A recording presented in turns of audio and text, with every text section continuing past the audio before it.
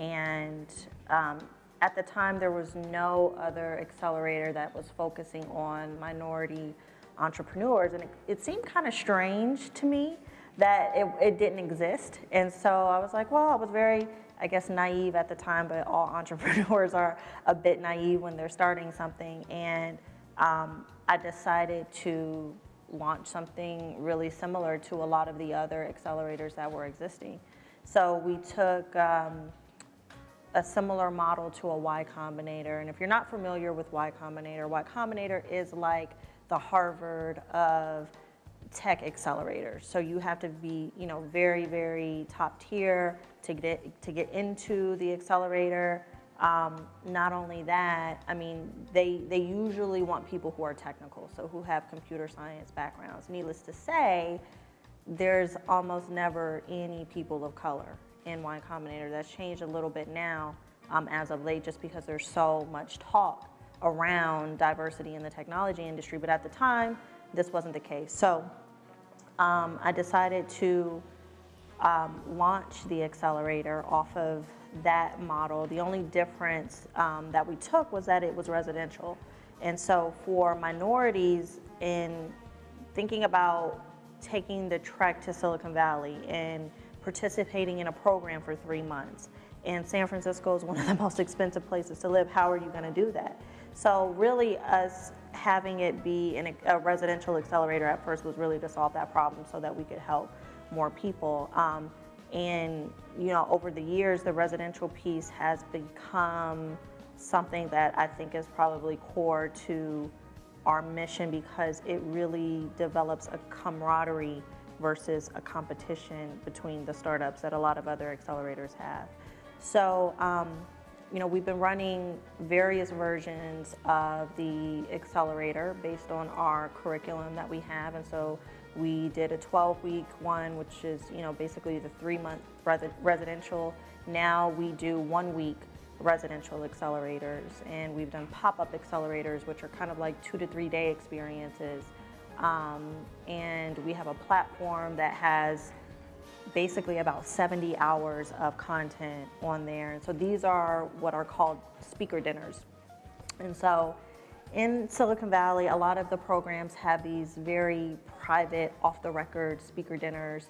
And a lot of the other accelerators are kind of modeled after having this type of engagement with entrepreneurs. Usually it's on a weekly basis. Well, we developed a platform. We have, over 3,000 entrepreneurs on the platform who are engaging in this content. And so what's interesting about it is it makes entrepreneurship a little bit more accessible for minorities. You don't have to go all the way to Silicon Valley to kind of get access to that information. And as of today, we've helped entrepreneurs raise a little over $25 million just using basically what we've learned from the very first accelerator in 2011 and modifying our curriculum from then on out. You guys can clap for that, by the way. $20 million is not an insignificant amount of money. So let's talk about this. What are we missing it, or are other people missing us? Why don't we see more people that look like us on the cover of magazines, having founded these major technology companies? Sure. Well, first off, there's a lot more diversity in the industry than when I started NewMe in 2011. And surely when I started a company called Black Web 2.0 in 2007, where we focused on writing about and kind of shining a light on minority entrepreneurs. So the industry has progressed, but has it progressed to the level of, equity? No, not at all. When there's still, less than a handful of entrepreneurs that you can point to as being successful or success stories, then that's still a problem. So we do exist, but I think part of it is also, how you're defining success. And that was one of the things I think that I had to figure out for myself and for my own business being based in the Valley, because people basically just have certain metrics. And to be honest and to be frank, a lot of it's around how much money you've raised. And that is very limited in terms of business, because you could have raised $500,000 but have, grown a $50 million business. You know what I mean? So it's not, I guess it's not apples to apples, but people definitely get caught up in how much money they're raising and almost forget to run a business. So let's delve into that a little bit, because how many of you guys have an idea that you're working on right now or you'd like to get out there? Raise your hand. Okay, so a lot of folks have ideas. They don't necessarily feel like they have the finances to put those ideas in practice. So can you talk a little bit about the process of raising money and how all of that stuff works? Sure. So before we even start to talk about raising money, when you have an idea, it's best to validate that idea in the cheapest way possible. Actually, I think on my website, I might have wrote this blog post 2 years ago about how to validate your idea for under $100. And so validating your idea basically is essentially proving that there's a market, that there's a demand for it.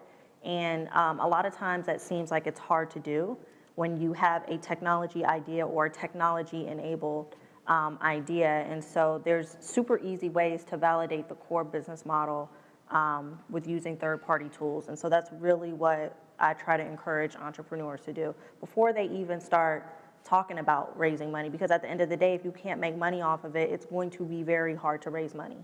And if you are Black and you're not making money, it's going to be very hard to raise money. So all of the entrepreneurs we work with, we focus on them generating revenue first. Is that the biggest mistake that you see young minority entrepreneurs making, or if not, what's the biggest mistake?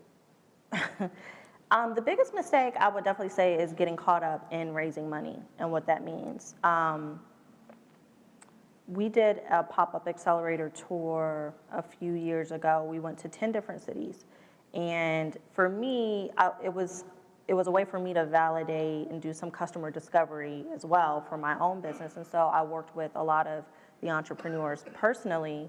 And what I discovered from simple conversations is they were convincing me that they wanted to raise money only because they thought that that would help them get access to the information and resources that they needed. And so when I had a real conversation, like, so you wouldn't be happy with like $5 million business, $1 million business? And all of them said yes. So it's not that, people are saying that, yeah, this is gonna be $1 billion business idea, but it's not really because they believe in it. And so I think that's where a lot of entrepreneurs, to be honest, get off track, is trying to prove something to somebody else to get to their ultimate goal. What do you say to people who look like they have this deer in the headlights look when you start talking about coding and programming and doing those sorts of things? What advice do you have for folks who may have an idea but not feel like they know how to implement it as far as coding? So I have always been, I guess, not the biggest supporter of I have an idea, so I have to learn how to code. And I think I've been pretty vocal about that as well. Even though I ended up teaching myself how to code, I don't think it's necessarily a skill you have to be an entrepreneur. You need to be able to find the resources or third-party tools or whatever, again, to validate the business model. But there was one entrepreneur we worked with, this might have been 3 years ago, and he was going to take a year off his idea to learn how to code before he even started. And just saying it out loud, that just doesn't make any sense. So before you even know if this idea is even going to work, you're going to take a whole year off, teach yourself how to code. You know what I mean? It just doesn't really make sense. So I try to encourage entrepreneurs to find other ways to validate the idea and to validate, the model. What might be some of those ways that someone could say, hey, I have this idea, I need to get it out there and see if it's going to work? What are some things that people could do in order to do that? So the first step is usually when you have an idea, especially if you're an entrepreneur, you have this huge idea, it's probably about 10 to 15 different features. Oh, I want to have this in the product, and then it's going to do this, and then it's going to need to do this. It's really stripping all of that away and getting to the core functionality. And once you do that, then it's a matter of finding tools that already exist. So let's not recreate the wheel, finding things that already exist that can help you actually execute on that. And then now there's payment processing tools. There's so many different payment processing tools that you can use, like Stripe or what have you, that can basically help you accept payments without having to build a whole web app or a mobile app or whatever. And so the buzzword there that you guys, everybody's taking notes, is minimum viable product. Is what is the least amount of time, effort, money that you can spend putting your product together in order to get it out there to a customer to see if it works. Exactly. So you want to be in the business, you got to know the buzzword. So get your MVP done before you start trying to raise money and do all this other kind of stuff. Let's switch gears a little bit because, whenever there's events like this and people like Bill give great bios and it sounds like everything is all rosy and the path has been a straight up and to the right. But we know it doesn't necessarily work like that. Can you talk about some of the adversity that you've had to face, and particularly in starting your accelerator? Because there aren't a lot of people that look like you who have done what you've done. What are some of the things that you had to overcome in order to get your business off the ground? Where do I start? I think the biggest is people understanding that this is needed in general.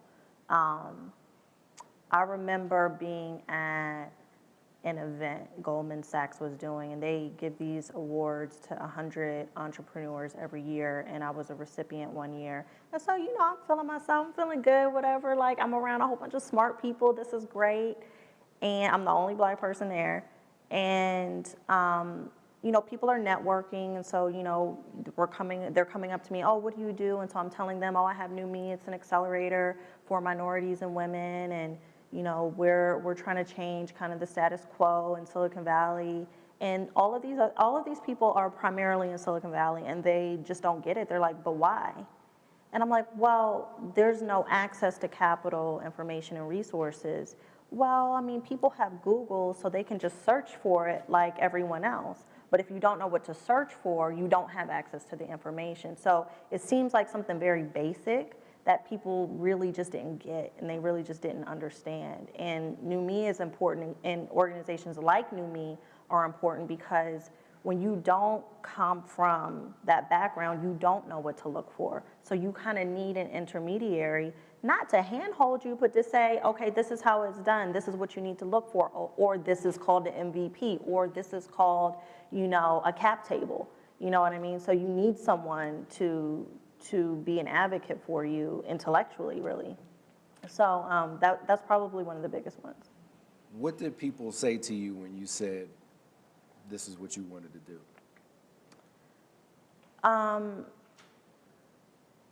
People in my... Did you share this with anybody and say, you know what, I'm going to go start this business? What kind of feedback did you get from folks?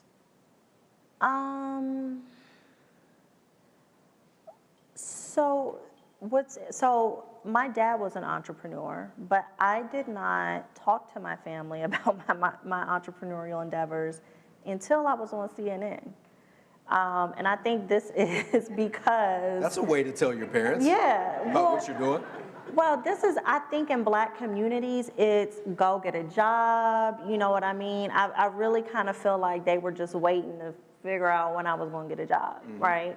And so after I did the accelerator in Silicon Valley, I came back. I was living in Charlotte at the time. I came back to Charlotte, and I was kind of getting ready. There's no real way to kind of prepare for that kind of exposure, but I was getting ready for it. And, I told my parents, oh, there's going to be, this documentary. It might kind of be a big deal. I don't know, And I mean, they were really proud after it aired. But before that, I did not talk to them about my entrepreneurial endeavors because I really feel like when you are working on something entrepreneurial, it comes from such a deep place inside of you. You know what I mean? It's a very personal thing. And when people poo-poo it or, tell you to work on something else, it can really affect you. So you hear me, you know what I'm talking about? Yeah, it can really affect you. So I kept it very close, to the chest. And I had about 4 other entrepreneurs that I talked to on a regular basis. And it's so important from a support perspective to have other entrepreneurs that you can talk to, that you can vent to, that you can learn from, that they have information that you might not have had. So that was kind of my support system at the time. One of the quotes that I say all the time when I'm doing TV segments is that motivational speaker Jim Rohn says, you are the average of the 5 people that you spend the most time with. Mm-hmm. And so, look, if you're not at the place that you want to be in life, if you're not doing the things that you feel like you're really capable of, it might be time to get some new friends. Absolutely, yeah. And I don't mean that you have to throw your other friends away, but the level of success that you're going to attain, a lot of that is going to be predicated upon the people that you have around you. Mm-hmm. And that's just a reality. Mm-hmm. So I want you guys to think about that as well. What's the biggest piece of advice that somebody gave you when you were sort of heading on this journey? So the biggest piece of advice was actually from a former boss of mine. And this was when I was thinking about doing Black Web 2.0 full-time, or it was some kind of pivotal moment. I can't remember if it was doing it full-time or what, or even just starting it. And I was divorced at the time. I just got divorced. I had 3 kids, and I really didn't, it was something I was immensely passionate about, and I didn't know why. I didn't know how I was gonna make money, but I just felt like this is what I'm supposed to be doing, but I didn't know how. And I didn't know how I was gonna make it all work. And his advice was stop thinking about it and just do it. And any big change I've made in my career or life, I've kind of followed that, I guess, advice. When I moved to Silicon Valley, I wasn't sure. I mean, living in the Bay Area was at least 3 times, possibly more than what it cost to live in Charlotte, North Carolina. And I had 3 kids, you know what I mean? And, we had raised a little bit of money to actually execute the accelerator, but I still had to raise more money, you know what I mean, after that.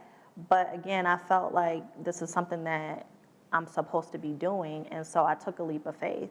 And what's funny about it is I didn't even really see it as a leap of faith at the time. I felt it was something necessary that I had to do, like I had no other option to do it. And so many women reach out to me and are so inspired by that, and are like, I can't believe you took that leap of faith. That's when I started getting interested in technology, and I didn't even really know at the time that that action or that decision was inspiring other people. So, mm-hmm. So, and I'll take a little bit of a sidetrack here too. I got beef with every entrepreneur here in this room tonight. Why? Because everybody here should have invented Uber. Because Uber is nothing but a jitney on a mobile phone. You understand what I'm saying? Every single one of us in this room should have created Uber. So I got beef with you. What do you think are the most important character traits, personality traits that somebody either needs to have or to develop if you're going to be a successful entrepreneur, tech or otherwise? Definitely resiliency. I mean, being able to be told no. And sometimes no is not a direct no, it's indirect, but it's still, a no. And being able to, I don't want to say bounce back, but just keep moving through that. Also, I think it is extremely important to have a set of core personal values from a moral standpoint. What are you going to accept and what aren't you going to accept? You know what I mean? I think you're going to be in a lot of positions that might compromise, your beliefs as an entrepreneur. And I think if you have a good foundation at the outset, it's going to make those decisions a lot easier. When I very first started hiring for NewMe, I had to hire someone in a leadership role to do operations. And this person, highly educated, went to an Ivy League school, Black woman, and was great on paper. She was great. Never had an attitude or anything, did everything I asked. But we were getting ready for one accelerator cycle, and everything about NewMe early on was very much a labor of love. So we were putting together bunk beds. So we need to go to Walmart. That's what we was doing. So we was going to Walmart to pick up our bunk beds, and then we were going back to the NewMe house to put them together. And I remember waiting in line to pick up the bunk beds, and there was this woman, this girl actually, standing in front of me, and she had a baby on her hip, and they were kind of being loud or whatever. I mean, they was from the hood, but the way she looked at them was just like, it disgusted me actually. And she felt like she was so much better than them. So she was so far removed. And that really affected me because I had my oldest daughter when I was 16. So I felt like I could relate to the woman that was in front of me. You know what I mean? And so from there, we ended up parting ways eventually, but that gave me insight into, her character. And so for me, whether it's entrepreneurs that I want to work with or people that are on my team, I try to look for character traits that I guess are honorable. I'm going to ask you a little bit of a deeper question, so I'm going to give you a second to get ready for it. But I have this theory because people, I talk to so many people, or they'll reach out to me. Rob, I want to do this. I want to start this business. I have this idea, but I'm stuck. I haven't been able to do it. And when I start asking them questions, a lot of them will say, well, I'm afraid, or first of all, they say I'm a perfectionist, which is a lie. But they say they have a fear of failure. And my philosophy on that is that most people don't actually have a fear of failure. My philosophy is that most people have a fear of getting their feelings hurt.